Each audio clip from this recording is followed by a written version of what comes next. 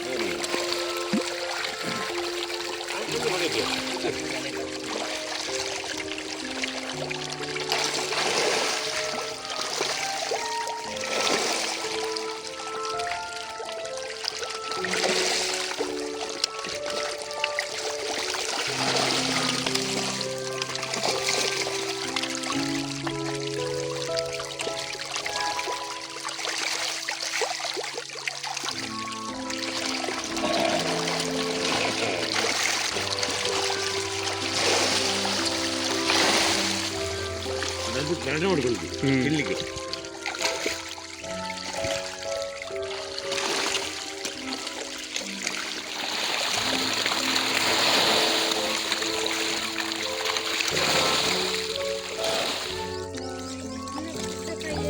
ನೋಡಿ, ಇಲ್ಲಿ ಪೆರುವಳು ಮೀನುಗಳು ಯಥೇಚ್ಛವಾಗಿದೆ. ಇದು ಈ ನದಿ ಕುಮಾರಧಾರ ನದಿ. ಇಲ್ಲಿ ಸುಬ್ರಹ್ಮಣ್ಯದಿಂದ ಬರುವಂಥ ಈ ನದಿ ನೋಡಿ. ಇಲ್ಲಿ ಬೆಂಗಳೂರು ಮಂಗಳೂರು ರೈಲ್ವೆ ಬ್ರಿಡ್ಜನ್ನು ಕೂಡ ನೋಡ್ಬೋದು. ಈ ಸೈಡಲ್ಲಿ ಕೂಡ ಹಾಲು ಎರೀತಾರೆ, ಮತ್ತು ಆ ಕಡೆ ಕೂಡ.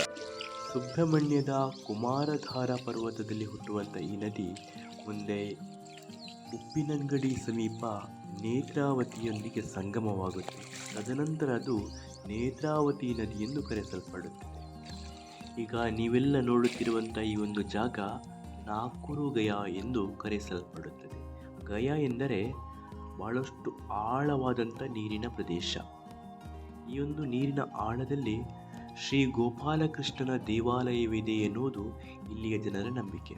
ಹಾಗಾಗಿ ಜನರು ಇಲ್ಲಿ ಬಂದು ನದಿಗೆ ಹಾಲನ್ನು ಎರೀತಾರೆ. ಅಂದರೆ ಮನೆಯಲ್ಲಿ ಆಕಳು ಕರು ಹಾಕಿದರೆ 16ನೇ ದಿನದ ಹಾಲನ್ನು ಇಲ್ಲಿ ತಂದು ಸುರಿಯುತ್ತಾರೆ. ಅಂದರೆ ತಾವು ಉಪಯೋಗ ಮಾಡುವ ಮೊದಲೇ ಹಾಲನ್ನು ಇಲ್ಲಿ ಬಂದು ನದಿಗೆ ಸುರಿಯುವಂಥದ್ದು ಇಲ್ಲಿ ಜನರ ನಂಬಿಕೆ. ನೋಡಿ, ತಾವೇ ಸ್ವತಃ ಪೂಜೆ ಮಾಡಿ ಹಾಲನ್ನು ನದಿಗೆ ಎರೀತಾರೆ. ನೋಡುತ್ತಿರಬಹುದು ಯಾವ ರೀತಿ ಪೂಜೆ ಮಾಡ್ತಾ ಇದ್ದಾರೆ ಅಂತೇಳಿ. ಈಗಾಗಲೇ ಇಬ್ಬರು ಬಂದು ಪೂಜೆ ಮಾಡಿ ಹೋದರು. ಪ್ರತಿದಿನ ಇಂಥ ದೃಶ್ಯಗಳನ್ನು ನಾವು ನೋಡ್ಬೋದು ಇಲ್ಲಿ.